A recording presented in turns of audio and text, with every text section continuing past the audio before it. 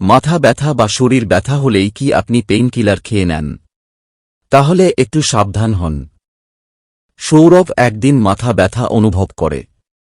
তারপর সে একটা pain killer খেয়ে নেয়। কিন্তু তার মনে জিজ্ঞাসা জাগে যে সে কি সঠিক সিদ্ধান্ত নিয়েছে। কিছুদিন পর সৌরভ ডাক্তারের কাছে যায়।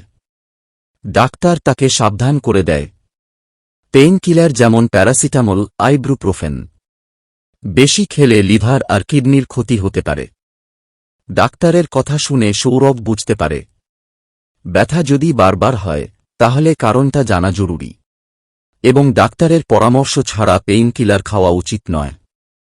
সৌরভ তার অভিজ্ঞতা থেকে শিক্ষা নেয়, পেইন কিলার খাওয়ার আগে ডাক্তারের পরামর্শ নেওয়া উচিত। সৌরভ এখন সচেতন, পেইন কিলার খাওয়ার আগে ডাক্তারের পরামর্শ নেয় এবং তার স্বাস্থ্য ভালো রাখে। সৌরভের গল্প শেষ হয়, কিন্তু তার শিক্ষা আমাদের সবার জন্য উপকারী।